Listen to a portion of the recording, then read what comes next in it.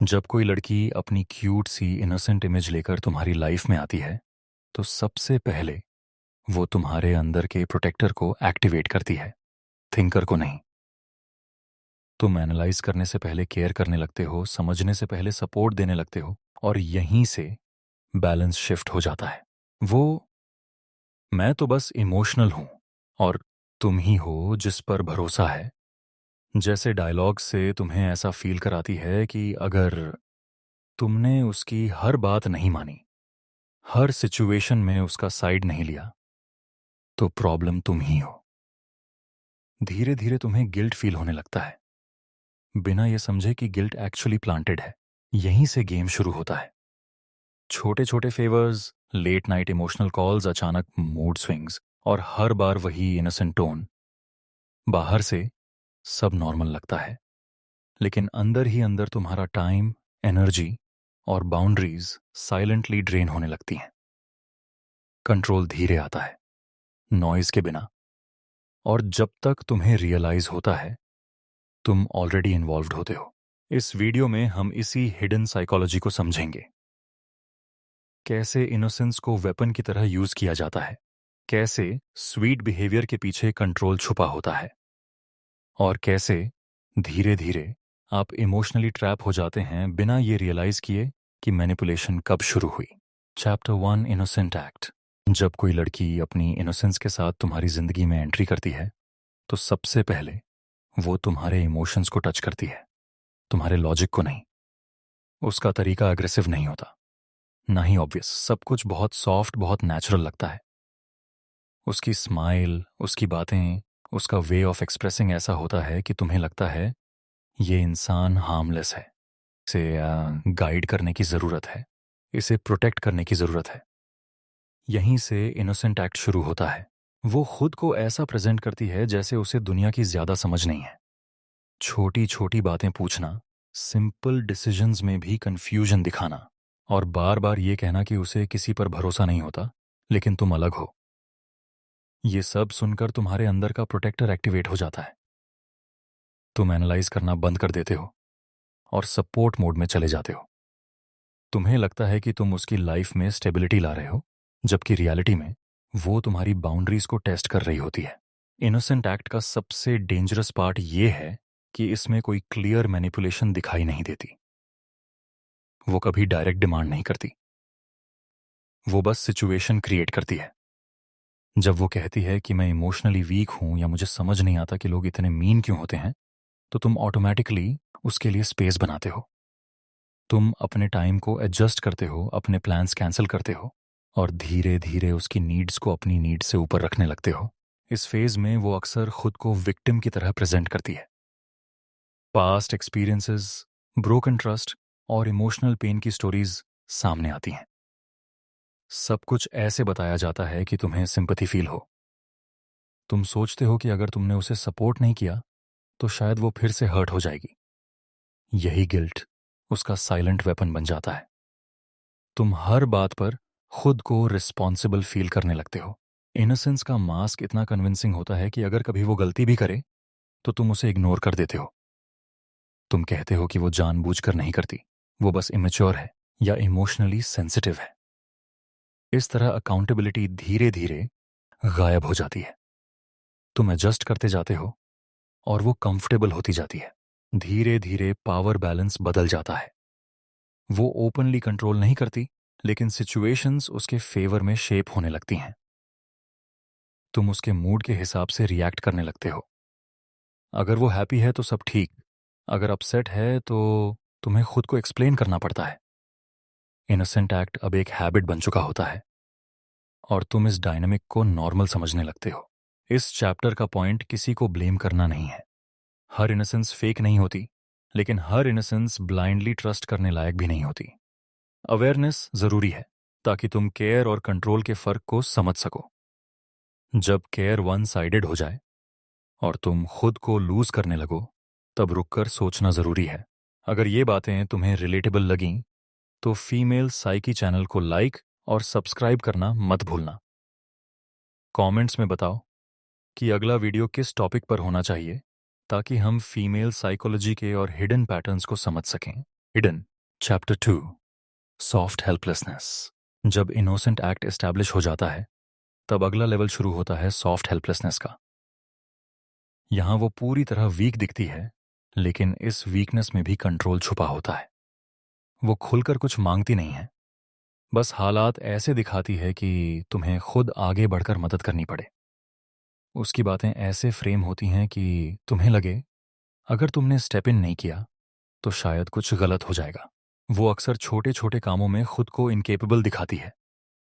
Decisions लेने में hesitation, simple problems को बड़ा बना देना, और हर बार ये कहना कि उसे समझ नहीं आ रहा क्या करना चाहिए। तुम्हें लगता है कि वो डिपेंडेंट नहीं है, बस थोड़ी सेंसिटिव है। लेकिन यही सेंसिटिविटी धीरे धीरे तुम्हें उसकी लाइफ का एसेंशियल हिस्सा बना देती है। सॉफ्ट हेल्पलेसनेस में सबसे बड़ा ट्रैप ये होता है कि तुम्हें इंपॉर्टेंस फील होने लगती है। वो तुम्हें बार बार बताती है कि तुम्हारे बिना वो हैंडल नहीं कर सकती। तुम्हारी एडवाइस, तुम्हारी प्रेजेंस, तुम्हारा रीअश्योरेंस उसके लिए ज़रूरी बताया जाता है। इससे तुम्हारा ईगो नहीं, तुम्हारा इमोशनल अटैचमेंट ग्रो करता है। तुम खुद को स्पेशल समझने लगते हो। इस फेज में वो अक्सर इमोशनल कंफ्यूजन दिखाती है, कभी बहुत क्लोज, कभी अचानक डिस्टेंट। जब तुम पूछते हो तो जवाब होता है कि वो बस ओवरवेल्म्ड है, उसे स्पेस चाहिए, लेकिन साथ ही तुम्हारा सपोर्ट भी। इस मिक्स सिग्नल से तुम्हारा माइंड कॉन्स्टेंटली अलर्ट रहता है। तुम उसके मूड को रीड करने लगते हो, उसके टोन में बदलाव नोटिस करने लगते हो और खुद को एडजस्ट करते जाते हो।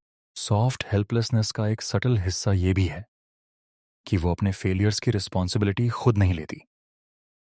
अगर कुछ गलत होता है तो वो सिचुएशन, लोग या पास्ट एक्सपीरियंसेस को रीजन बना देती है। तुम ऑटोमेटिकली उसे प्रोटेक्ट करने लगते हो। तुम सोचते हो कि दुनिया उसके लिए अनफेयर है और तुम वही इंसान हो जो उसे समझ सकता है। धीरे धीरे तुम्हारा टाइम उसके हिसाब से शेप होने लगता है। लेट नाइट मैसेजेस, अचानक कॉल्स और छोटी बातों पर इमोशनल ब्रेकडाउन। वो डायरेक्टली नहीं कहती कि अभी बात करनी है, बस इतना कहती है कि उसे बहुत अकेलापन फील हो रहा है। तुम्हें लगता है कि इग्नोर करना हार्टलेस होगा, तो तुम हर बार अवेलेबल हो जाते हो। इस डायनामिक में सबसे डेंजरस बात यह है कि तुम्हारी बाउंड्रीज धीरे डिसॉल्व होने लगती हैं। तुम खुद नोटिस नहीं करते कि तुम कितना एडजस्ट कर चुके हो। तुम्हारे प्लान्स, तुम्हारी प्रायोरिटीज और तुम्हारी मेंटल पीस सब सेकेंडरी हो जाती है। और क्योंकि सब कुछ केयर और कंसर्न के नाम पर हुआ है, तुम्हें यह मैनिपुलेशन नहीं लगता। सॉफ्ट हेल्पलेसनेस बाहर से वल्नरेबिलिटी लगती है, लेकिन अगर हर सिचुएशन में वही पैटर्न रिपीट हो तो ये कोइंसिडेंस नहीं होता। ये एक लर्न्ड बिहेवियर होता है जो सामने वाले को इमोशनली हुक कर देता है। जब तक तुम रियलाइज करते हो, तुम ऑलरेडी रोल एक्सेप्ट कर चुके होते हो, प्रोटेक्टर का रोल, फिक्सर का रोल और धीरे धीरे कंट्रोलर का भी। इस चैप्टर का मकसद ये समझाना है कि रियल वल्नरेबिलिटी म्यूचुअल होती है। अगर एक तरफ सिर्फ देना है और दूसरी तरफ सिर्फ लेना, तो इम्बैलेंस क्रिएट होता है। सॉफ्ट हेल्पलेसनेस तब डेंजरस बनती है जब वो ग्रोथ की जगह डिपेंडेंसी पैदा करे। अवेयरनेस ही वो लाइन है जो केयर और कंट्रोल के बीच फर्क बता सकती है। Chapter 3, selective naivety. जब सॉफ्ट हेल्पलेसनेस नॉर्मल लगने लगती है, तब अगला लेयर सामने आता है, सिलेक्टिव नाइविटी का। यहां वो हर बात में इनोसेंट नहीं दिखती, सिर्फ उन सिचुएशंस में नाइव बनती है जहां उसे फायदा होता है। बाकी मामलों में वो परफेक्टली अवेयर होती है, लेकिन जैसे ही अकाउंटेबिलिटी की बात आती है, वो अचानक क्लूलेस हो जाती है। वो कहती है कि उसे समझ नहीं आया, उसने गलत मीनिंग निकाल ली, या उसे लगा कि ये तो नॉर्मल है। तुम्हें लगता है कि शायद वो सच में अनअवेयर है, इसलिए तुम उसे एक्सप्लेन करने लगते हो। लेकिन नोटिस करो कि ये कन्फ्यूजन हमेशा उसी जगह आता है जहां उससे जवाबदेही एक्सपेक्ट की जाती है। जहां उसे कुछ देना हो, वहां वो कन्फ्यूज्ड बन जाती है, और जहां कुछ लेना हो, वहां बिल्कुल क्लियर होती है। सिलेक्टिव नाइविटी का सबसे सटल हिस्सा ये है कि ये हमेशा स्वीट टोन में आता है। कोई आर्ग्यूमेंट नहीं, कोई फाइट नहीं, बस एक इनोसेंट सा फेस और सॉफ्ट वॉइस, तुम गुस्सा भी नहीं कर पाते क्योंकि सामने वाला कॉन्फ्लिक्ट अवॉइड करता है। वो ऐसे रिएक्ट करती है कि तुम्हें लगे अगर तुम अपसेट हुए तो तुम ओवर रिएक्ट कर रहे हो। इस फेज में वो बाउंड्रीज को टेस्ट करती है, कभी तुम्हारी प्राइवेसी क्रॉस करती है, कभी तुम्हारे टाइम को अस्यूम कर लेती है। जब तुम अनकंफर्टेबल होते हो और बात उठाते हो तो जवाब होता है कि उसे लगा तुम्हें प्रॉब्लम नहीं होगी। इस वन लाइन में रिस्पॉन्सिबिलिटी भी गायब और गिल्ट भी तुम्हारे साइड शिफ्ट हो जाता है। सेलेक्टिव नाइविटी की वजह से कम्युनिकेशन भी वन साइडेड हो जाती है। तुम हर बात एक्सप्लेन करते हो, क्लैरिफाई करते हो, जस्टिफाई करते हो, और वो बस सुनती है, फिर वही कंफ्यूजन रिपीट करती है।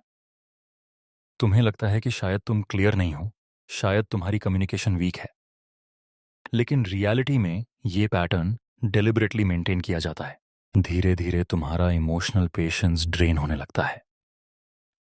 तुम बात उठाने से पहले सोचने लगते हो कि कहीं वो फिर अपसेट ना हो जाए। तुम टफ कॉन्वर्जेशंस अवॉइड करने लगते हो क्योंकि हर बार वही इनोसेंस शील्ड बनकर खड़ी हो जाती है। तुम कॉम्प्रोमाइज करते जाते हो और उसे पता भी नहीं चलता कि तुम कितना बेंड हो चुके हो। इस बिहेवियर में सबसे कंफ्यूजिंग बात यह होती है कि वो कभी फुली रॉन्ग नहीं लगती। उसकी इंटेंशन हमेशा प्योर दिखाई जाती है, लेकिन इंटेंशन से ज्यादा इंपॉर्टेंट इम्पैक्ट होता है। अगर हर बार उसका इम्पैक्ट तुम्हारे लॉस में जा रहा है तो पैटर्न को इग्नोर करना खुद को इग्नोर करना है। सेलेक्टिव नाइविटी रिलेशनशिप में इम्बैलेंस क्रिएट करती है। एक इंसान कॉन्स्टेंटली एडजस्ट करता है और दूसरा कंफर्टेबली अनअवेयर बना रहता है। और क्योंकि ये सब स्वीटनेस और सॉफ्टनेस के साथ होता है, इसे मैनिपुलेशन कहना भी मुश्किल लगता है। लेकिन मैनिपुलेशन हमेशा हार्श नहीं होती, कभी कभी वो बहुत पोलाइट होती है। इस चैप्टर का कोर लेसन यही है कि जेन्युइन इनोसेंस कंसिस्टेंट होती है। वो सिचुएशन के हिसाब से शेप नहीं बदलती। अगर कोई सिर्फ कन्वीनियंस के समय नाइव बनता है तो वहां सवाल उठाना जरूरी है। क्लैरिटी क्रूअल्टी नहीं होती और बाउंड्रीज सेल्फिश नहीं होती। जब इनोसेंस सिलेक्टिवली इस्तेमाल होने लगे तब समझ जाना चाहिए कि ये इनोसेंस नहीं, स्ट्रैटेजी है। Chapter 4, victim framing. जब सिलेक्टिव नाइविटी काम करने लगती है तब अगला कदम होता है विक्टिम फ्रेमिंग। यहां वो खुद को हालात का शिकार दिखाती है, चाहे सिचुएशन उसने खुद क्रिएट की हो। उसकी लैंग्वेज बदल जाती है। अब वो कंफ्यूज नहीं बल्कि हर्ट दिखाई देती है। और जब कोई हर्ट होता है तो ऑटोमेटिकली उसे सिंपैथी मिलती है और सिंपैथी पावर बन जाती है। वो अपने एक्शंस के कॉन्सिक्वेंसेस की बात नहीं करती, वो अपने पेन की बात करती है।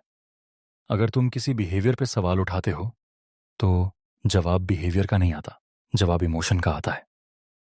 वो कहती है कि उसे बहुत बुरा लगा, उसे ट्रस्ट इश्यूज हैं, या उसे लगता है कि लोग उसे हमेशा गलत समझते हैं। इस तरह फोकस इशू से हटकर उसके फीलिंग्स पर चला जाता है। विक्टिम फ्रेमिंग का सबसे इफेक्टिव हिस्सा ये है कि इसमें तुम्हें अटैकर की पोजीशन में डाल दिया जाता है। तुम सिर्फ क्लैरिफिकेशन मांग रहे होते हो, लेकिन सिचुएशन ऐसे ट्विस्ट हो जाती है कि तुम इनसेंसिटिव लगने लगते हो। तुम्हें खुद एक्सप्लेन करना पड़ता है कि तुम्हारा इंटेंशन गलत नहीं था। धीरे धीरे तुम सवाल पूछने से डरने लगते हो। इस फेज में वो पास्ट को बार बार सामने लाती है, पुराने बिट्रेयल्स, टॉक्सिक लोगों की स्टोरीज और वो सब चीजें जिनसे उसे दर्द मिला। ये सब सुनकर तुम्हें लगता है कि उसे समझना जरूरी है, कन्फ्रंट करना नहीं। तुम सोचते हो कि अगर तुम स्ट्रांग बने तो शायद वो टूट जाएगी। यही सोच उसे शील्ड दे देती है। विक्टिम फ्रेमिंग में अकाउंटेबिलिटी पूरी तरह डिसॉल्व हो जाती है। अगर कुछ गलत हुआ तो उसकी वजह सिचुएशन होती है, लोग होते हैं, या तुम्हारा रिएक्शन होता है। वो खुद को प्रॉब्लम का हिस्सा नहीं मानती बल्कि प्रॉब्लम का रिजल्ट बताती है। और जब कोई खुद को रिजल्ट की तरह प्रेजेंट करता है तो उससे रिस्पॉन्सिबिलिटी लेना मुश्किल हो जाता है। धीरे धीरे तुम्हारे अंदर सेल्फ डाउट आने लगता है। तुम सोचते हो कि शायद तुम ज्यादा डिमांडिंग हो, शायद तुम्हारी एक्सपेक्टेशंस अनफेयर हैं। तुम अपने स्टैंडर्ड्स लोअर करने लगते हो ताकि वो कंफर्टेबल रहे, लेकिन कंफर्ट एक तरफा हो जाता है, उसकी कंफर्ट तुम्हारी cost per. Victim framing emotional manipulation का वो स्टेज है जहां कंट्रोल बहुत क्लीन तरीके से शिफ्ट हो जाता है। कोई कमांड नहीं, कोई ऑर्डर नहीं, बस एक सैड साइलेंस, एक हेवी टोन, और तुम्हारा माइंड खुद ही कंप्लायंस मोड में चला जाता है। तुम उसे खुश रखने को अपना बिहेवियर चेंज करने लगते हो। इस डायनामिक में तुम्हारी इमोशंस सेकेंडरी हो जाती हैं। अगर तुम हर्ट हो भी तो तुम उसे एक्सप्रेस नहीं करते, क्योंकि उसके पेन को प्रायोरिटी मिल चुकी होती है। तुम्हें लगता है कि उसका दर्द ज्यादा रियल है, और यहीं से इमोशनल हायरार्की बन जाती है, जहां एक इंसान हमेशा ऊपर और दूसरा हमेशा एडजस्ट करता है। विक्टिम फ्रेमिंग का सच ये है कि हर हर्ट इंसान विक्टिम नहीं होता, और हर विक्टिम इनोसेंट नहीं होता। पेन रियल हो सकता है, लेकिन उसका इस्तेमाल अगर दूसरों को साइलेंस करने के लिए हो तो वो हीलिंग नहीं, मैनिपुलेशन होती है। इस चैप्टर का मतलब ये समझना है कि एम्पैथी और सरेंडर में फर्क होता है। एम्पैथी समझ देती है, सरेंडर कंट्रोल दे देता है। अवेयरनेस ही वो लाइन है जो तुम्हें इस ट्रैप से बाहर रख सकती है। Chapter 5, emotional deflection. जब विक्टिम फ्रेमिंग भी स्टेबल हो जाता है, तब अगला मूव होता है इमोशनल डिफ्लेक्शन। यहां वो बात को पूरी तरह घुमा देती है। मुद्दा कुछ और होता है, लेकिन डिस्कशन किसी और डायरेक्शन में चली जाती है। तुम किसी स्पेसिफिक बिहेवियर की बात करने जाते हो और कॉन्वर्सेशन इमोशंस पर आकर अटक जाती है। प्रॉब्लम सॉल्व नहीं होती, बस शिफ्ट हो जाती है। तुम कहो कि तुम्हें डिसरिस्पेक्ट फील हुआ, तो जवाब आता है कि वो उस दिन बहुत स्ट्रेस्ड थी। तुम कहो कि बाउंड्रीज क्रॉस हुई, तो वो कहती है कि उसे लगा तुम उसे समझते हो। इस तरह ओरिजिनल पॉइंट धीरे धीरे फेड हो जाता है। तुम एक्सप्लेन करते रहते हो और वो फील करती रहती है। रिजल्ट ये होता है कि फीलिंग्स विन करती हैं और फैक्ट्स हार जाते हैं। इमोशनल डिफ्लेक्शन में वो कभी सीधे डिनाई नहीं करती। वो बस इतना कहती है कि उसकी इंटेंशन गलत नहीं थी। इंटेंशन को शील्ड बनाकर इम्पैक्ट को साइड में रख दिया जाता है।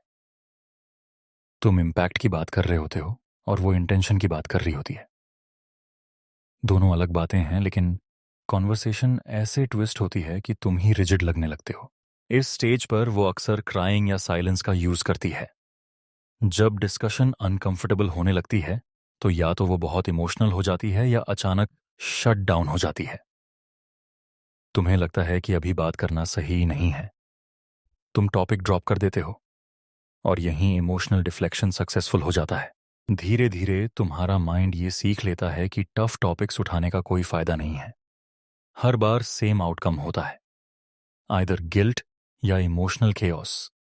तुम पीस चूज करने लगते हो क्लैरिटी के ऊपर, और यही वो जगह है जहां मैनिपुलेशन इनविजिबल बन जाती है। इमोशनल डिफ्लेक्शन की वजह से कम्युनिकेशन पैटर्न अनहेल्थी हो जाता है। इश्यूज रिजॉल्व नहीं होते, बस एक्यूमुलेट होते रहते हैं। तुम अंदर ही अंदर फ्रस्ट्रेटेड होते हो, लेकिन बाहर काम दिखते हो।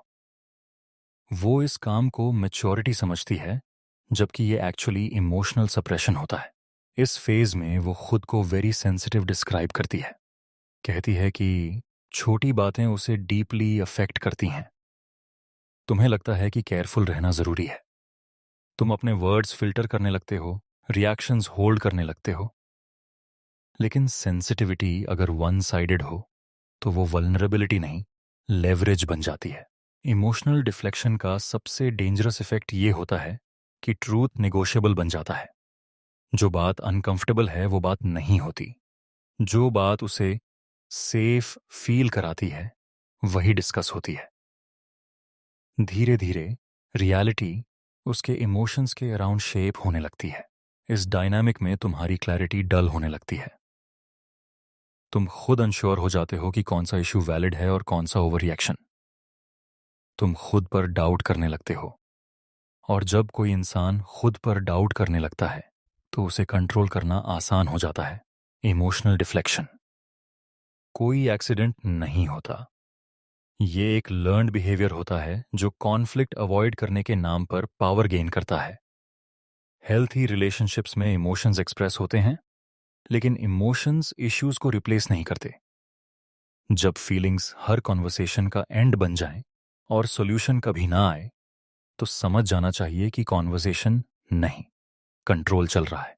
इस चैप्टर का कोर यही है कि इमोशंस इंपॉर्टेंट हैं, लेकिन वो रिस्पॉन्सिबिलिटी से ऊपर नहीं होते। क्लैरिटी कोल्ड नहीं होती और ऑनेस्टी क्रूअल्टी नहीं होती। जब हर सीरियस बात इमोशन के स्मोक में खो जाए तो सवाल इमोशन का नहीं, डायरेक्शन का होता है। Chapter 6, sweet confusion. जब इमोशनल डिफ्लेक्शन बार बार काम करने लगती है तब अगला लेवल आता है स्वीट कन्फ्यूजन का। यहां सब कुछ इतना जेंटल और अनक्लियर होता है कि तुम्हें समझ ही नहीं आता कि इश्यू कहां है। वो ना तो साफ हां कहती है, ना साफ ना। हर बात में एक सॉफ्ट एम्बिग्यूटी रहती है और वही एम्बिग्यूटी तुम्हें मेंटली उलझाए रखती है। वो जो बोलती है वो सुनने में हार्मलेस लगता है, जैसे शायद मुझे ऐसा लगा, या मुझे ठीक से याद नहीं, या हो सकता है मैंने गलत समझा हो। ये सेंटेंसेस इतने पोलाइट होते हैं कि तुम क्वेश्चन ही नहीं कर पाते। तुम्हें लगता है कि सामने वाला ऑनेस्टली कंफ्यूज्ड है, इसीलिए तुम उसे क्लैरिटी देने की कोशिश करते हो। लेकिन प्रॉब्लम यह है कि क्लैरिटी देने के बाद भी कंफ्यूजन खत्म नहीं होता। स्वीट कंफ्यूजन का असली खेल कंसिस्टेंस के साथ है। एक दिन वो बिल्कुल क्लियर होती है, कॉन्फिडेंट होती है, डिसाइसिव होती है। अगले दिन वही चीज उसे कंफ्यूजिंग लगती है। तुम सोचते हो कि शायद उसका मूड बदल गया या शायद वो टायर्ड है, लेकिन धीरे धीरे तुम्हें रियलाइज होने लगता है कि कंफ्यूजन हमेशा उन पॉइंट्स पर आता है जहां उसे कमिटमेंट या रिस्पॉन्सिबिलिटी दिखानी होती है। इस फेज में वो अक्सर मिक्स्ड सिग्नल्स देती है, कभी बहुत क्लोज, कभी इमोशनली डिस्टेंट। जब तुम पूछते हो कि क्या चल रहा है तो जवाब होता है कि वो खुद नहीं जानती। तुम्हें लगता है कि उसे टाइम चाहिए, स्पेस चाहिए। तुम वेट करते हो, सपोर्ट देते हो, लेकिन क्लैरिटी नहीं आती। वेटिंग ही रिलेशनशिप का नॉर्मल स्टेट बन जाता है। स्वीट कंफ्यूजन का एक बड़ा असर तुम्हारे सेल्फ ट्रस्ट पर पड़ता है। तुम अपने ऑब्जर्वेशंस पर डाउट करने लगते हो। तुम सोचते हो कि शायद तुम ही चीजों को कॉम्प्लिकेट कर रहे हो, जबकि असल में कॉम्प्लेक्सिटी इंटेंशनली मेंटेन की जाती है। जब सिचुएशन अनक्लियर रहती है तब पावर उसी के पास होती है जो कंफ्यूजन क्रिएट कर रहा है। इस डायनामिक में वो कभी रॉन्ग साबित नहीं होती, क्योंकि अगर कुछ गलत हुआ तो वो कंफ्यूज थी। अगर कोई एक्सपेक्टेशन पूरी नहीं हुई तो उसे समझ नहीं आया था। कंफ्यूजन अकाउंटेबिलिटी को डिसॉल्व कर देता है, और क्योंकि कंफ्यूजन स्वीट है, पोलाइट है, इसलिए उसे चैलेंज करना रूड लगने लगता है। धीरे धीरे तुम्हारा माइंड कांस्टेंट प्रोसेसिंग मोड में चला जाता है। तुम उसके वर्ड्स को डिकोड करते हो, उसके टोन को एनालाइज करते हो, उसके बिहेवियर में पैटर्न्स ढूंढते हो। ये मेंटल लोड तुम्हें एग्जॉस्ट करने लगता है, और जब कोई इंसान टायर्ड होता है तो वो रेजिस्टेंस छोड़ देता है। स्वीट कंफ्यूजन की वजह से तुम्हारी बाउंड्रीज ब्लर होने लगती हैं। तुम क्लियर लिमिट्स सेट नहीं कर पाते क्योंकि सामने वाला क्लियर ही नहीं है। तुम फ्लेक्सिबिलिटी दिखाते दिखाते खुद को लूज करने लगते हो, और क्योंकि कोई डायरेक्ट डिमांड नहीं थी, तुम्हें लगता है कि तुम विलिंगली एडजस्ट कर रहे हो। इस स्टेज पर वो अक्सर इनोसेंस को रीइंफोर्स करती है, कहती है कि वो कॉम्प्लिकेटेड नहीं है, बस इमोशनल है। तुम्हें लगता है कि अगर तुम थोड़े पेशेंट रहो तो सब क्लियर हो जाएगा, लेकिन पेशेंस अगर वन साइडेड हो तो वो सोल्यूशन नहीं, डिले बन जाता है। स्वीट कंफ्यूजन मैनिपुलेशन का वो फॉर्म है जो सबसे कम अग्रेसिव होता है, लेकिन सबसे ज्यादा ड्रेनिंग होता है। इसमें कोई फाइट नहीं होती, कोई लाउड ड्रामा नहीं होता, बस अनसर्टेनिटी होती है। और अनसर्टेनिटी ह्यूमन माइंड के लिए सबसे अनकंफर्टेबल स्टेट होती है। इस चैप्टर का एसेंस यही है कि कंफ्यूजन अगर टेम्पररी हो तो नॉर्मल है, लेकिन अगर कंसिस्टेंट हो तो इंटेंशनल होता है। हेल्थी कनेक्शन क्लैरिटी की तरफ जाता है, कंफ्यूजन की तरफ नहीं। जब स्वीटनेस क्लैरिटी को रिप्लेस कर दे तब समझना जरूरी है कि स्वीटनेस केयर नहीं, कंट्रोल का सॉफ्ट वर्जन हो सकती है। Chapter 7, silent guilt. जब स्वीट कंफ्यूजन से भी तुम्हारा सवाल खत्म नहीं होता तब अगला हथियार इस्तेमाल होता है साइलेंट गिल्ट का। यहां वो कुछ कहती नहीं है लेकिन बहुत कुछ फील करवा देती है। कोई आर्ग्यूमेंट नहीं, कोई एक्सप्लेनेशन नहीं, बस एक क्वाइट डिस्टेंस। और यही साइलेंस तुम्हारे लिए सबसे लाउड मैसेज बन जाता है। वो अचानक कम बात करने लगती है, रिप्लाईज शॉर्ट हो जाते हैं, कॉल्स अवॉइड होने लगती हैं। जब तुम पूछते हो कि क्या हुआ, तो जवाब आता है कि कुछ नहीं, बस टायर्ड हूं। लेकिन टोन में एक वेट होता है, एक डिसअपॉइंटमेंट होती है। तुम्हें लगता है कि तुमसे ही कुछ गलती हुई है, भले ही तुम समझ नहीं पा रहे हो क्या। साइलेंट गिल्ट की ताकत इस बात में है कि इसमें ब्लेम डायरेक्टली नहीं दिया जाता। वो तुम्हें अक्यूज नहीं करती, वो बस विथड्रॉ कर लेती है। और इंसानी माइंड खाली स्पेस को खुद भरता है। तुम अपनी रीसेंट बातें, एक्शंस, मैसेजेस सब रिकॉल करने लगते हो। तुम खुद को जज करने लगते हो। इस फेज में वो अक्सर सेल्फ सैक्रिफाइस की इमेज बनाती है, कहती है कि वो एडजस्ट कर लेगी, उसे कोई प्रॉब्लम नहीं है। ये लाइन सुनने में मैच्योर लगती है, लेकिन इसके पीछे गिल्ट छुपा होता है। तुम्हें लगता है कि अगर वो एडजस्ट कर रही है तो तुम सेल्फिश हो, और इसी गिल्ट में तुम एक्स्ट्रा एफर्ट डालने लगते हो। साइलेंट गिल्ट तुम्हें ओवर कॉम्पेंसेट करने पर मजबूर करता है। तुम बिना मांगे अपॉलॉजीज देने लगते हो, बिना इश्यू समझे प्रॉमिसेस करने लगते हो। तुम उसे खुश करने के लिए अपने बिहेवियर चेंज करने लगते हो, और वो कुछ बोले बिना कंट्रोल गेन कर लेती है। इस डायनामिक में सबसे ट्रिकी बात यह होती है कि वो खुद इनोसेंट बनी रहती है। अगर तुम कहो कि उसका साइलेंस हर्ट कर रहा है, तो जवाब होता है कि वो बस खुद के साथ टाइम ले रही है। तुम विलन बन जाते हो क्योंकि तुम उसे स्पेस नहीं दे रहे। इस तरह गिल्ट फिर से तुम्हारे हिस्से में आ जाता है। साइलेंट गिल्ट कम्युनिकेशन को टॉक्सिक बना देता है। इश्यूज ओपनली डिस्कस नहीं होते, बस इमोशंस इनडायरेक्टली पास होते हैं। तुम्हें लगता है कि अगर तुम सेंसिटिव हो जाओगे तो सब ठीक रहेगा, लेकिन सेंसिटिविटी अगर फियर से आए तो वो कनेक्शन नहीं, कंडीशनिंग होती है। धीरे धीरे तुम्हारा बिहेवियर रिएक्टिव हो जाता है। तुम कुछ भी करने से पहले सोचते हो कि कहीं वो फिर साइलेंट ना हो जाए। तुम ऑथेंटिसिटी छोड़कर अप्रूवल सीख करने लगते हो, और जब अप्रूवल तुम्हारा गोल बन जाता है, तब पावर पूरी तरह शिफ्ट हो चुकी होती है। इस स्टेज पर वो अक्सर यही कहती है कि उसे ड्रामा पसंद नहीं है, वो फाइट्स अवॉइड करना चाहती है। लेकिन साइलेंस फाइट से ज्यादा डैमेजिंग होता है, क्योंकि इसमें क्लैरिटी नहीं होती, सिर्फ अनसर्टेनिटी और गिल्ट होता है। साइलेंट गिल्ट का सबसे बड़ा नुकसान ये है कि ये तुम्हारी इमोशनल कॉन्फिडेंस को तोड़ देता है। तुम खुद को कॉन्स्टेंटली इनसफिशिएंट फील करने लगते हो, और जब कोई खुद को इनफ नहीं मानता तो वो आसानी से कंट्रोल हो जाता है। इस चैप्टर का कोर यही है कि साइलेंस अगर हीलिंग के लिए हो तो हेल्थी है, लेकिन अगर साइलेंस पनिशमेंट बन जाए तो वो मैनिपुलेशन है। कम्युनिकेशन अवॉइड करना मैच्योरिटी नहीं होती।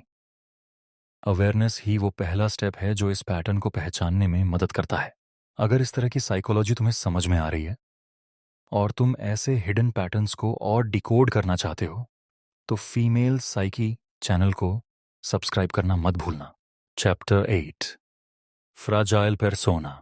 जब साइलेंट गिल्ट तुम्हें इमोशनली कंप्लायंट बना देता है, तब अगला लेयर आता है फ्रैजाइल पर्सोना का। यहां वो खुद को इतना डेलिकेट दिखाती है कि तुम्हें लगता है जरा सी बात से वो टूट जाएगी।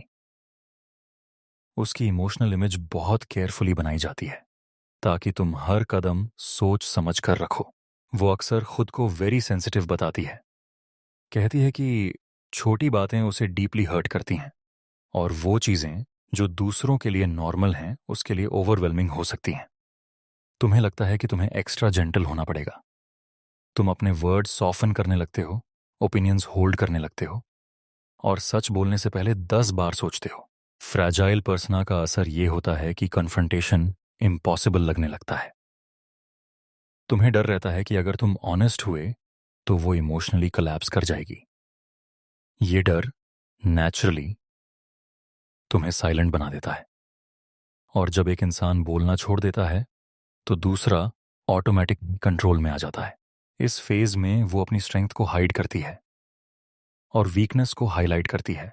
आउटसाइड दुनिया में वो केपेबल हो सकती है, कॉन्फिडेंट हो सकती है, लेकिन तुम्हारे सामने वो फ्रैजाइल बन जाती है। ये सेलेक्टिव फ्रैजिलिटी होती है। जहां उसे एडवांटेज चाहिए, वहीं वो टूटने वाली बनती है। वो अक्सर अपने इमोशनल रिएक्शंस को जस्टिफाई करती है, ये कहकर कि वो ऐसी ही है। तुमसे एक्सपेक्टेशन होती है कि तुम उसे वैसे ही एक्सेप्ट करो, लेकिन एक्सेप्टेंस और टॉलरेंस में फर्क होता है। जब हर डिस्कम्फर्ट तुम्हारे हिस्से में शिफ्ट हो जाए तो बैलेंस खत्म हो जाता है। फ्रैजाइल पर्सोना का एक सटल इफेक्ट ये भी है कि तुम्हें प्रोटेक्टर रोल में लॉक कर दिया जाता है। तुम फील करने लगते हो कि अगर तुम स्ट्रांग नहीं रहे तो वो संभाल नहीं पाएगी।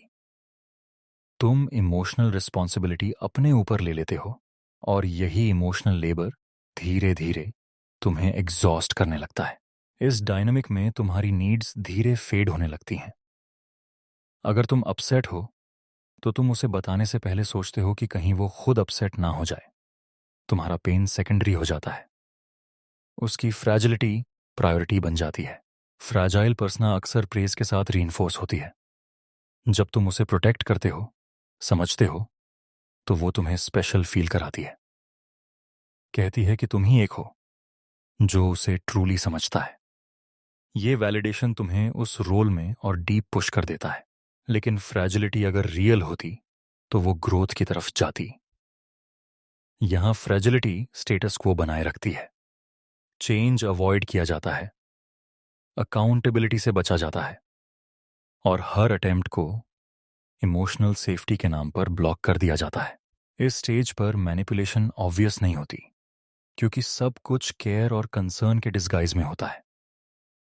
तुम्हें लगता है कि तुम अच्छा इंसान बन रहे हो, लेकिन गुड इंटेंशन अगर सेल्फ सैक्रिफाइस में बदल जाए तो वो हेल्थी नहीं रहता।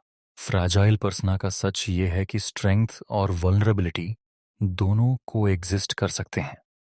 अगर कोई सिर्फ वीक बनकर सरवाइव कर रहा है तो वो सर्वाइवल नहीं, स्ट्रैटेजी होती है। इस चैप्टर का मीनिंग यही है कि केयर करते हुए खुद को खो देना लव नहीं होता। अवेयरनेस वो लाइट है जो फ्रैजिलिटी और कंट्रोल के बीच फर्क दिखाती है। Chapter 9, blame reversal. जब फ्रैजाइल पर्सोना के नाम पर तुम ऑलरेडी बहुत कुछ एडजस्ट कर चुके होते हो, तब अगला स्टेज आता है ब्लेम रिवर्सल का। यहां सिचुएशन पूरी तरह पलट दी जाती है। जो गलती कहीं और से शुरू हुई होती है उसका वेट धीरे धीरे तुम्हारे शोल्डर्स पर आ जाता है। और सबसे कंफ्यूजिंग बात यह होती है कि यह सब बहुत कामली होता है, बिना फाइट के। अगर तुम किसी बिहेवियर पर सवाल उठाते हो तो जवाब मिलता है कि तुम ज्यादा सेंसिटिव हो। अगर तुम हर्ट एक्सप्रेस करते हो तो कहा जाता है कि तुम्हें चीजों को इतना सीरियस नहीं लेना चाहिए। इस तरह प्रॉब्लम उसके एक्शन से हटकर तुम्हारी रिएक्शन बन जाती है। इश्यू सॉल्व होने की जगह रीडिफाइन हो जाता है। ब्लेम रिवर्सल में वो अक्सर खुद को रीजनेबल दिखाती है और तुम्हें इरेशनल। वो कहती है कि वो बस ऑनेस्ट थी, बस रियल थी, लेकिन तुम उसे गलत समझ रहे हो। तुम्हें लगता है कि शायद तुम ही क्लैरिटी मिस कर रहे हो और यहीं सेल्फ डाउट गहराने लगता है। इस फेज में वो पास्ट को सिलेक्टिवली यूज करती है।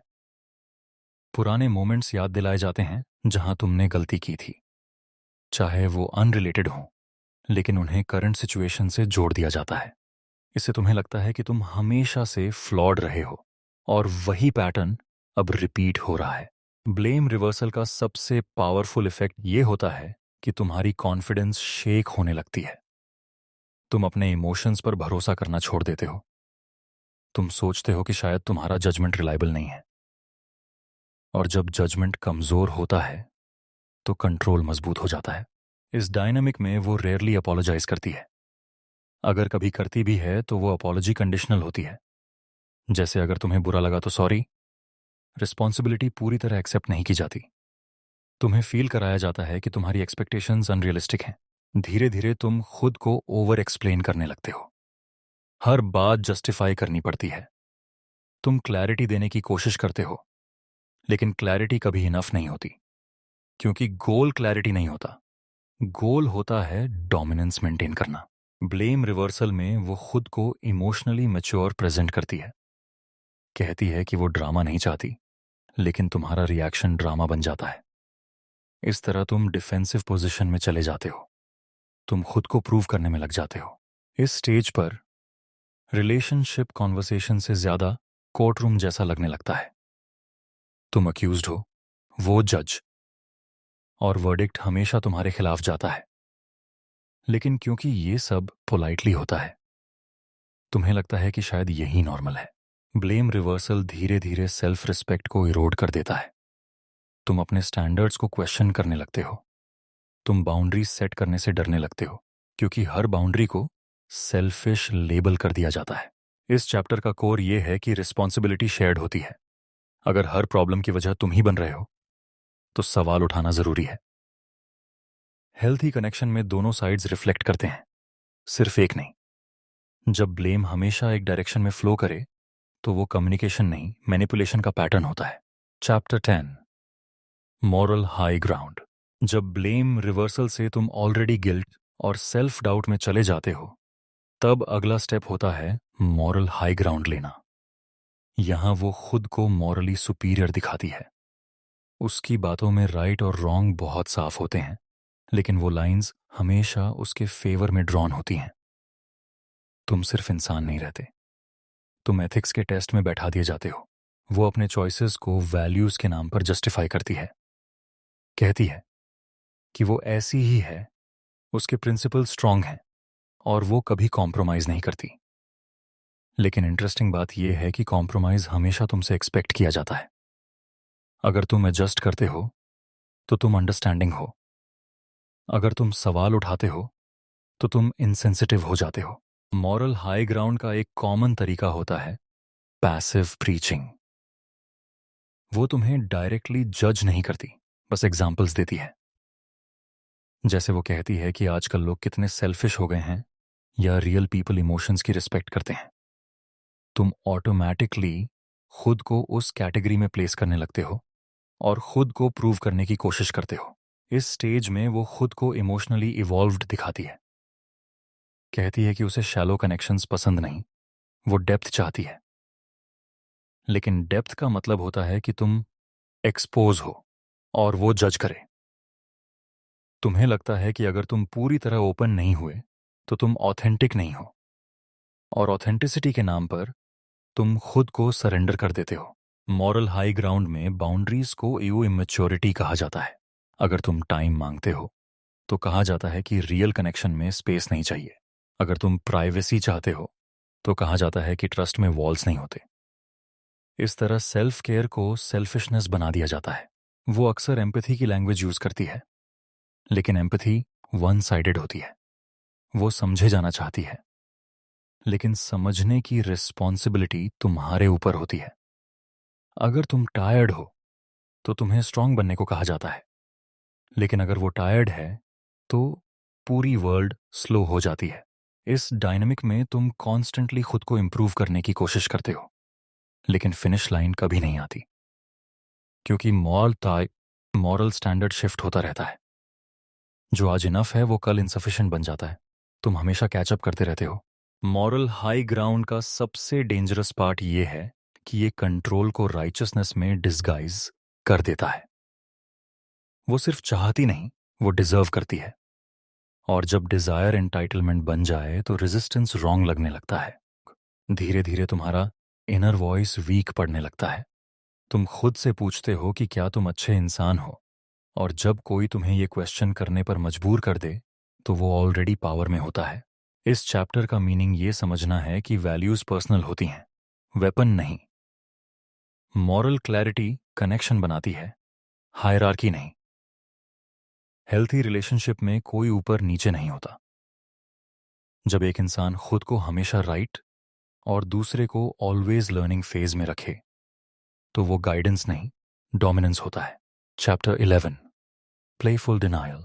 जब मॉरल हाई ग्राउंड भी तुम्हें पूरी तरह क्वाइट नहीं कर पाता, तब अगला तरीका आता है प्लेफुल डिनायल का। यहां सीरियस बातों को मजाक में उड़ा दिया जाता है। तुम किसी बिहेवियर पर बात करना चाहते हो और वो हंसकर टाल देती है। उसकी स्माइल सॉफ्ट होती है, टोन लाइट होती है, और वर्ड्स ऐसे होते हैं कि तुम्हें लगे शायद तुम ही ज्यादा सीरियस हो रहे हो। वो कहती है कि तुम हर बात को इतना डीप क्यों ले लेते हो, या फिर बोलती है कि वो तो मजाक कर रही थी, तुम्हें समझना चाहिए था। इस तरह इशू डिसॉल्व हो जाता है। तुम कंफ्यूजन में रह जाते हो कि ये सच में जोक था या अवॉइडेंस, लेकिन क्योंकि माहौल प्लेफुल है तुम इंसिस्ट नहीं करते। प्लेफुल डिनायल का फायदा ये होता है कि इसमें टेंशन नहीं बनती, कोई फाइट नहीं, कोई आर्ग्यूमेंट नहीं, बस लाफ्टर और लाइटनेस। लेकिन प्रॉब्लम यह है कि लाफ्टर क्लैरिटी को रिप्लेस कर देता है। सीरियस कॉन्वर्सेशन कभी कंप्लीट नहीं होती। तुम हर बार सोचते हो कि सही समय पर बात करेंगे, लेकिन सही समय कभी आता नहीं। इस फेज में वो टीजिंग का यूज करती है। तुम्हारी कंसर्न को ओवरथिंकिंग कहा जाता है। तुम्हारी बाउंड्रीज को क्यूट इनसिक्योरिटी बताया जाता है। तुम्हें लगता है कि शायद तुम सच में रिजिड हो, और क्योंकि वो प्लेफुल है तुम ऑफेंडेड भी फील नहीं कर पाते। तुम्हारा डिस्कम्फर्ट जोक में कन्वर्ट हो जाता है। प्लेफुल डिनायल में वो खुद को केयर फ्री दिखाती है, कहती है कि लाइफ को लाइट लेना चाहिए, इतना सीरियस नहीं होना चाहिए। ये सुनकर तुम्हें लगता है कि शायद तुम्हें रिलैक्स करना चाहिए, लेकिन रिलैक्स के नाम पर इश्यूज इग्नोर होने लगते हैं। तुम्हें एडजस्ट करना आसान लगता है, लेकिन ये एडजस्टमेंट एक्यूमुलेट होता रहता है। इस डायनामिक में अकाउंटेबिलिटी गायब हो जाती है। अगर कोई बात उसे अनकंफर्टेबल लगती है तो वो हंसकर टॉपिक चेंज कर देती है। तुम फिर से एफर्ट करते हो, फिर वही पैटर्न रिपीट होता है। इवेंचुअली तुम कोशिश करना ही छोड़ देते हो। साइलेंस यहां डर से नहीं, थकान से आता है। प्लेफुल डिनायल का एक सटल इफेक्ट ये भी है कि तुम्हारी सीरियसनेस अंडर वैल्यू हो जाती है। तुम रिस्पॉन्सिबल बातें करते हो, फ्यूचर की बात करते हो, क्लैरिटी चाहते हो, लेकिन तुम्हें बोरिंग या हैवी लेबल कर दिया जाता है। तुम खुद को लाइटर बनाने की कोशिश करते हो ताकि कनेक्शन बना रहे। इस फेज में अट्रैक्शन भी वेपन बन जाती है। वो फ्लर्ट करके सिचुएशन सॉफन कर देती है। तुम बात करने आए थे बाउंड्रीज की, लेकिन कॉन्वर्जेशन केमिस्ट्री पर शिफ्ट हो जाती है। तुम्हें लगता है कि अभी बात खराब कर देंगे तो मूड खराब हो जाएगा, और फिर इशू पोस्टपोन हो जाता है।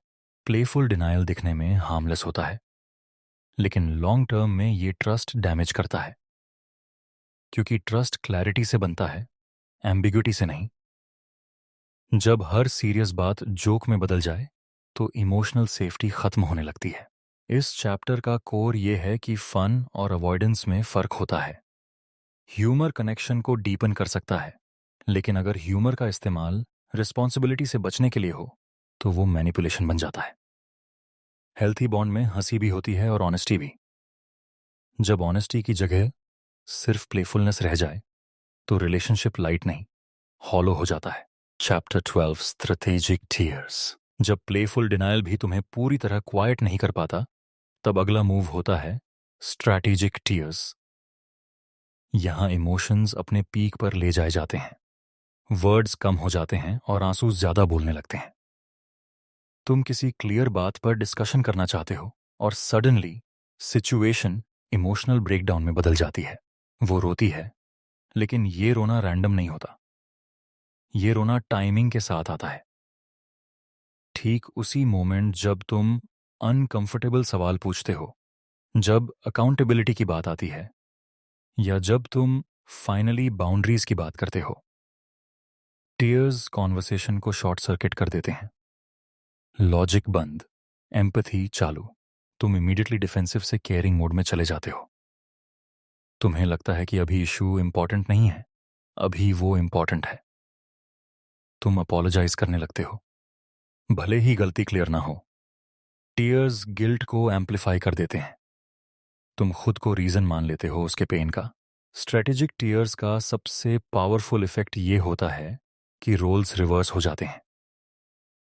तुम सवाल पूछने आए थे, अब कंसोलिंग कर रहे हो। तुम हर्ट थे, अब केयर टेकर बन चुके हो। इशू वहीं का वहीं रह जाता है, लेकिन इमोशनल बैलेंस पूरी तरह शिफ्ट हो जाता है। इस फेज में वो अक्सर कहती है कि वो बहुत ट्राई कर रही है, लेकिन फिर भी हर्ट हो जाती है। तुम्हें लगता है कि शायद तुम्हारा टोन हार्श था या तुम्हारी एक्सपेक्टेशंस ज्यादा थीं। तुम सेल्फ सेंसर करने लगते हो। अगली बार तुम वर्ड्स चुनकर बोलते हो या बोलते ही नहीं। स्ट्रेटेजिक टीयर्स को चैलेंज करना सोशली अनएक्सेप्टेबल लगता है। अगर तुम कहो कि अभी बात कंप्लीट करनी है तो तुम कोल्ड लगते हो। अगर तुम इमोशन को एक्नॉलेज करके इश्यू पर वापस आओ तो तुम्हें इनसेंसिटिव कहा जा सकता है।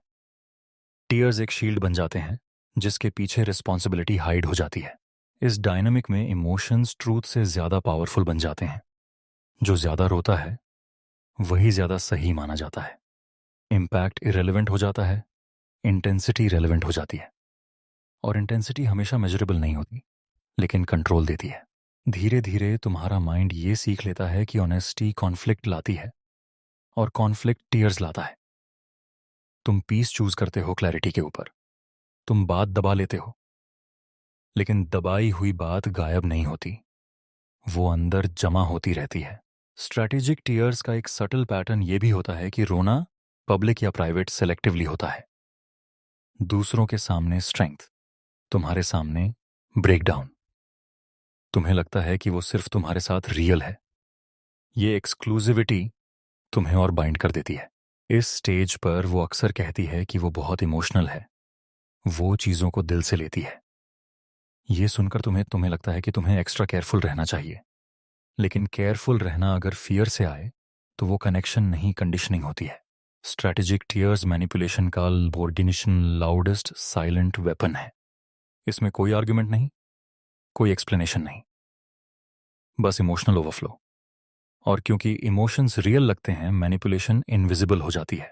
इस चैप्टर का एसेंस ये है कि इमोशंस वैलिड होते हैं, लेकिन इमोशंस अकाउंटेबिलिटी रिप्लेस नहीं कर सकते।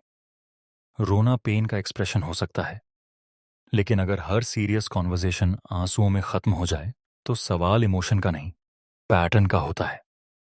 हेल्थी बॉन्ड में फीलिंग्स फ्लो करती हैं, लेकिन इश्यूज डिसॉल्व नहीं होते। अवेयरनेस ही वो क्लैरिटी है जो टीयर्स और ट्रूथ के बीच फर्क समझने में मदद करती है। Chapter 13, powerless mask. जब स्ट्रैटेजिक टीयर्स भी हर बार काम करने लगते हैं, तब अगला स्टेज आता है पावरलेस मास्क का। यहां वो खुद को इतना पावरलेस दिखाती है कि तुम्हें लगता है उसके पास कोई चॉइस ही नहीं है। वो हालात का बोझ अपने ऊपर नहीं लेती, बल्कि हालात को अपने ऊपर हावी दिखाती है। और जब कोई पावरलेस होता है तो उसे क्वेश्चन करना रॉन्ग लगने लगता है। वो अक्सर कहती है कि उसके पास ऑप्शन नहीं थे, सिचुएशन ही ऐसी थी, या वो मजबूर थी। सुनने में ये बहुत जेन्युइन लगता है। तुम्हें लगता है कि वो इंटेंशनली कुछ नहीं कर रही, बस सर्कमस्टांसेस का शिकार है।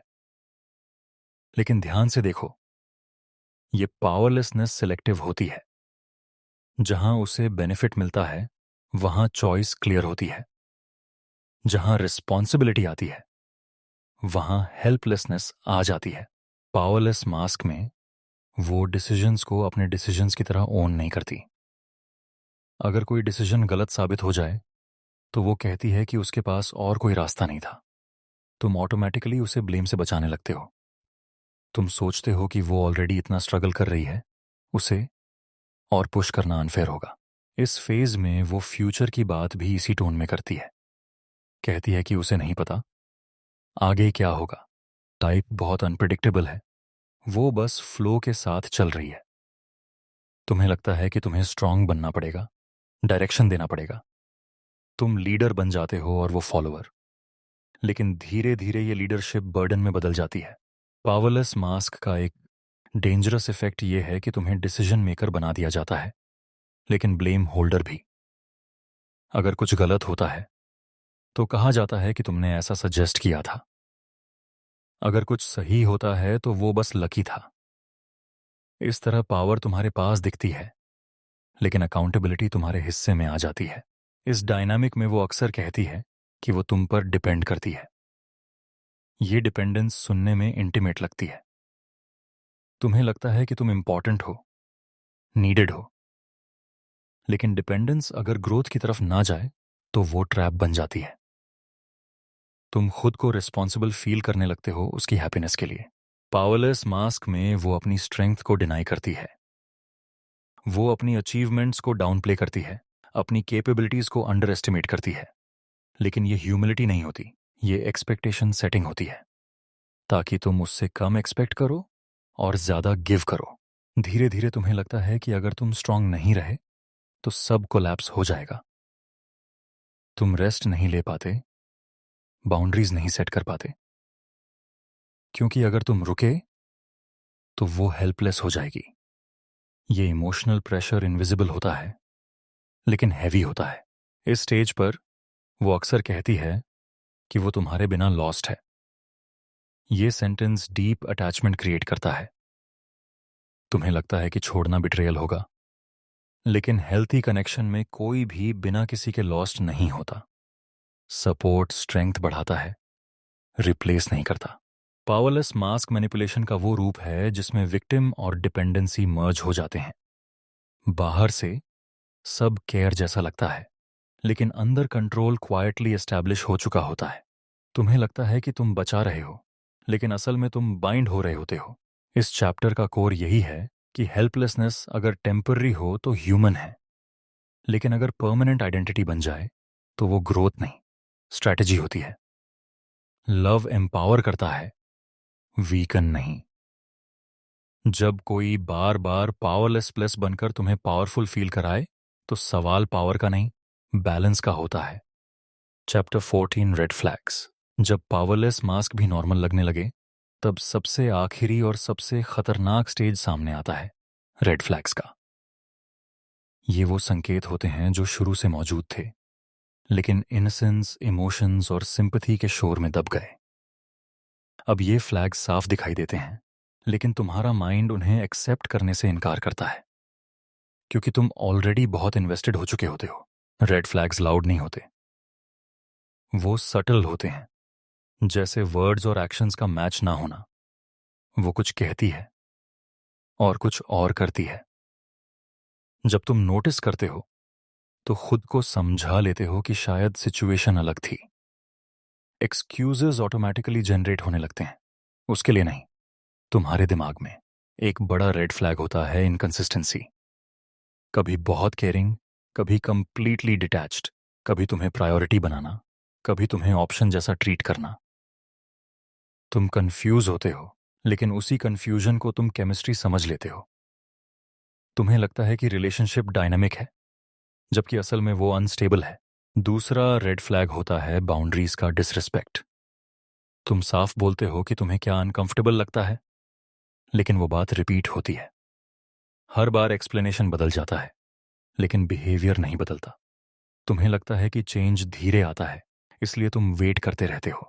एक और मेजर रेड फ्लैग होता है अकाउंटेबिलिटी का एब्सेंस। हर मिस्टेक का रीजन बाहर होता है, मूड, पास्ट, लोग, स्ट्रेस, सर्कमस्टांसेस, लेकिन रिस्पॉन्सिबिलिटी कभी उसके पास नहीं आती। और क्योंकि वो इनोसेंट दिखती है, तुम एक्सपेक्ट भी नहीं करते कि वो ओन करे।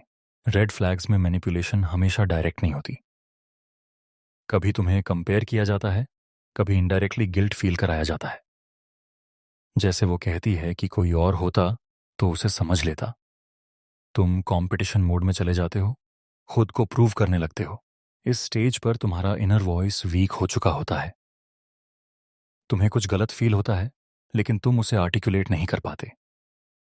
तुम खुद से कहते हो कि हर रिलेशनशिप में प्रॉब्लम्स होती हैं, लेकिन प्रॉब्लम्स और पैटर्न्स में फर्क होता है। प्रॉब्लम टेम्पररी होती है, पैटर्न रिपीट होता है। रेड फ्लैग्स का सबसे ट्रिकी हिस्सा ये है कि वो अकेले नहीं आते, वो चेन में आते हैं। एक इग्नोर किया, फिर दूसरा, फिर तीसरा। हर इग्नोर्ड फ्लैग के साथ तुम्हारी सेल्फ रिस्पेक्ट थोड़ा और कॉम्प्रोमाइज होती है, और कॉम्प्रोमाइज धीरे धीरे हैबिट बन जाता है। इस फेज में तुम अक्सर फ्यूचर को जस्टिफाई करने लगते हो। सोचते हो कि जब चीजें सेटल होंगी तब सब ठीक हो जाएगा। लेकिन रेड फ्लैग्स फ्यूचर में डिसअपीयर नहीं होते, वो एम्पलीफाई होते हैं। टाइम उन्हें हील नहीं करता, अवेयरनेस करती है। सबसे बड़ा रेड फ्लैग ये होता है कि तुम खुद को पहचानना बंद कर देते हो। तुम वो बातें नहीं कहते जो तुम पहले कहते थे। तुम वो बाउंड्रीज नहीं रखते जो पहले नेचुरल थीं। तुम पीस के नाम पर खुद को साइलेंस कर देते हो। इस चैप्टर का सच ये है कि रेड फ्लैग्स इंट्यूशन की लैंग्वेज होते हैं। वो डराने के लिए नहीं होते, गाइड करने के लिए होते हैं। इनसेंस अगर क्लैरिटी को ब्लर कर दे, इमोशंस अगर ट्रूथ को दबा दें, और केयर अगर कंट्रोल में बदल जाए, तो साइंस इग्नोर करना खुद को इग्नोर करना होता है। हेल्थी कनेक्शन में डाउट्स कम होते हैं, क्लैरिटी ज्यादा होती है। रेड फ्लैग्स वहां होते हैं जहां तुम्हें कॉन्स्टेंटली खुद को जस्टिफाई करना पड़ता है।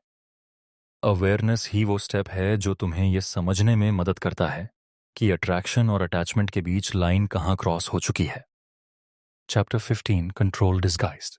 इस पूरे जर्नी के बाद आखिर में जो सच सामने आता है वो यही होता है कि जो कुछ भी इनोसेंस, केयर, सेंसिटिविटी और इमोशंस के नाम पर शुरू हुआ था वो धीरे धीरे कंट्रोल में बदल चुका होता है। लेकिन ये कंट्रोल ऑब्वियस नहीं था। इसमें रूल्स नहीं थे, कमांड्स नहीं थी। सब कुछ चॉइस जैसा फील कराया गया, लेकिन चॉइसेस हमेशा एक ही डायरेक्शन में जाती थीं। कंट्रोल डिस्गाइज्ड होता है कंफर्ट में। तुम्हें ऐसा फील कराया जाता है कि तुम जो कर रहे हो वो तुम्हारी अपनी इच्छा है। तुम एडजस्ट करते हो क्योंकि तुम अच्छे इंसान हो। तुम समझौता करते हो क्योंकि तुम मैच्योर हो। लेकिन धीरे धीरे तुम्हारी इंडिविजुअलिटी फेड होने लगती है। तुम्हारे डिसीजंस रिएक्ट करने लगते हैं, लीड नहीं करते। इस स्टेज तक पहुंचते पहुंचते तुम्हें रियलाइज होता है कि तुम ज्यादा सोचते हो, ज्यादा एक्सप्लेन करते हो और ज्यादा एफर्ट डालते हो। लेकिन रिटर्न में क्लैरिटी नहीं मिलती, स्टेबिलिटी नहीं मिलती, बस इमोशनल अप्स एंड डाउन्स मिलते हैं। तुम्हें लगता है कि अगर तुम थोड़ा और ट्राई कर लो तो शायद सब ठीक हो जाएगा। लेकिन कंट्रोल का सबसे बड़ा इल्यूजन यही होता है कि नेक्स्ट टाइम बेटर होगा। कंट्रोल डिस्गाइज में बाउंड्रीज को लव के खिलाफ खड़ा कर दिया जाता है। अगर तुम स्पेस मांगते हो तो कहा जाता है कि कनेक्शन वीक हो रहा है। अगर तुम अपने दोस्तों या प्रायोरिटीज पर फोकस करते हो तो तुम्हें डिस्टेंट कहा जाता है। धीरे धीरे तुम्हारी दुनिया छोटी होती जाती है और उसका इन्फ्लुएंस बढ़ा। इस पॉइंट पर मैनिपुलेशन इमोशनल हैबिट बन चुकी होती है।